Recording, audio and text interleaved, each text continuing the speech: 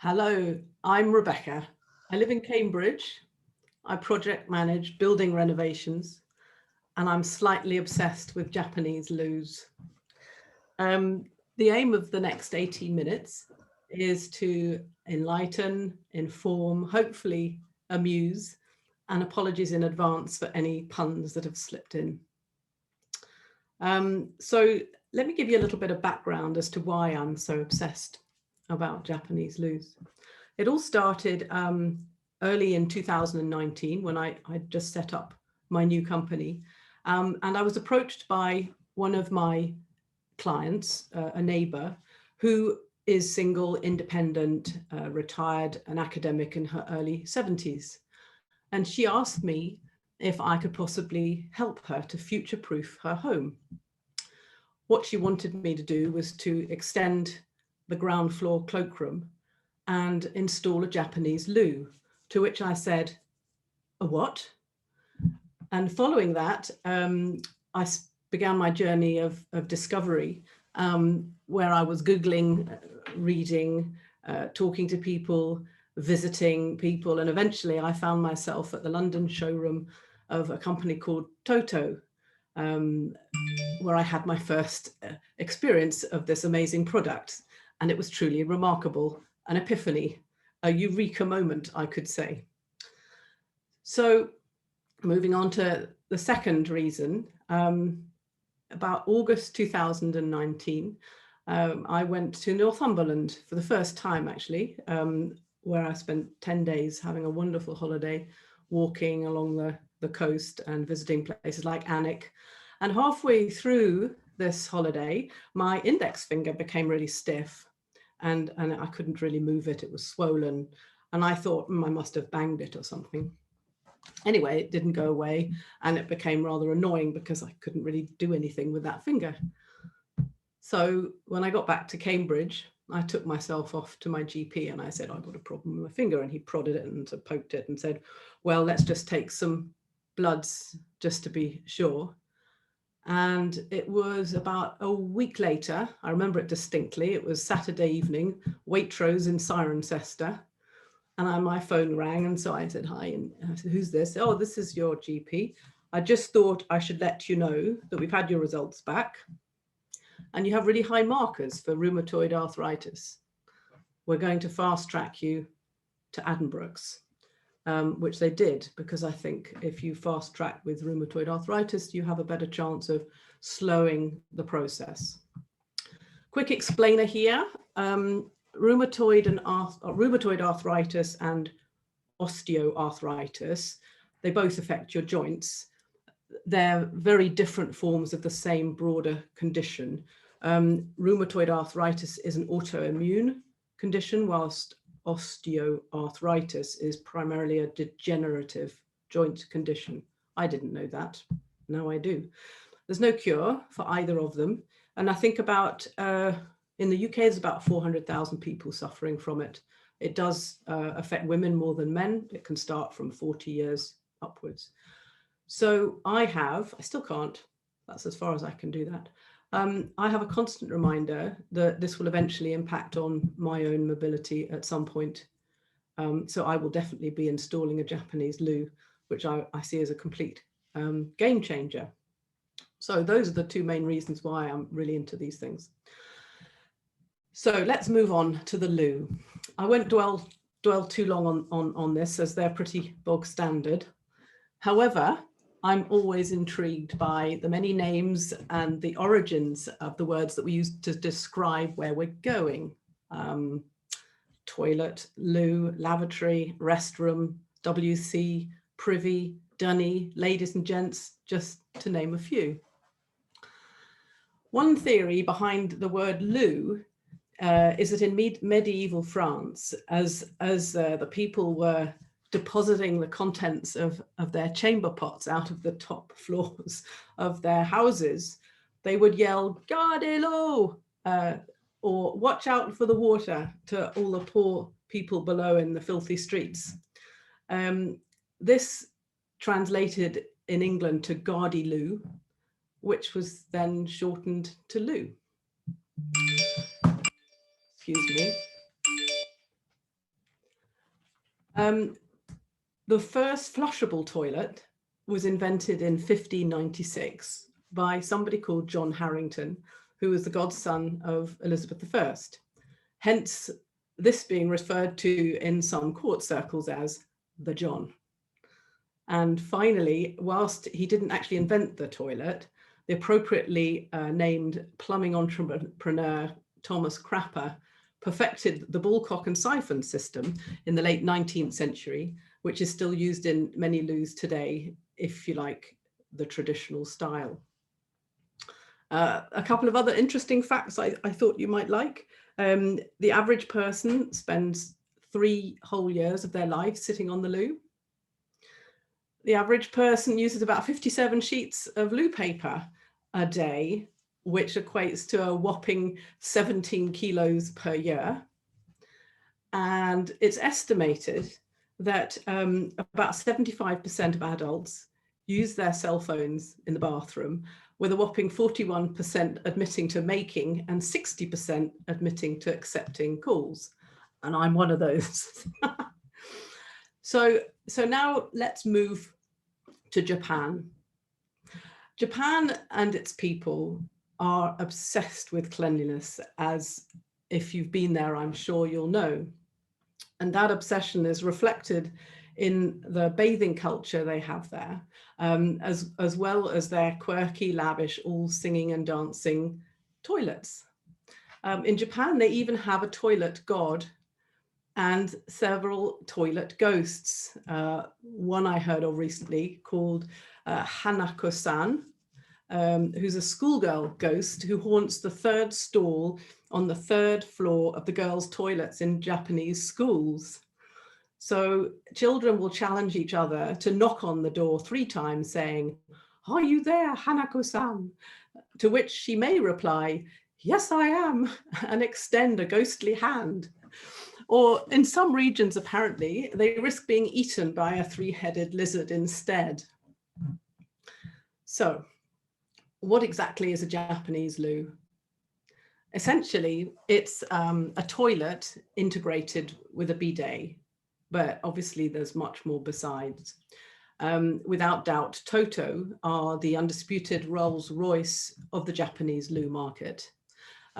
They were established in Kitakyushu in 1917, which is in the Fukuoka prefecture of Japan. And apologies for pronunciation, anybody here from Japan watching.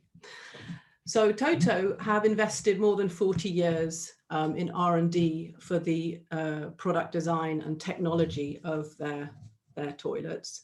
And the first washlet, which is what it's known as, was launched in Japan in 1980. This word washlet is now, I think, a generic term.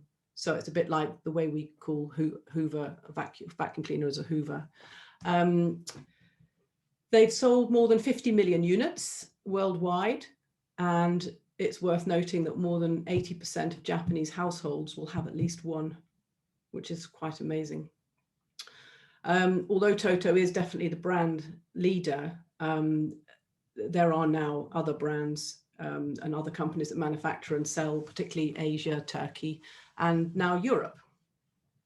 So what are the key features of the Toto washlet?